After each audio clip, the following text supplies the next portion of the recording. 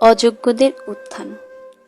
যোগ্য ব্যক্তিরা ঠিক মর্যাদা পায় না বলেই আজ অযোগ্যরা বুক ফুলিয়ে হাঁটে রাস্তায়। যে আলো ছড়ানোর কথা ছিল যোগ্য হাতে, সেই আলোই নিভে যায় অযোগ্যদের প্রভাবে।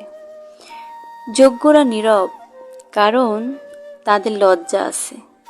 তারা চিৎকার নয়, কাজেই বিশ্বাস রাখে।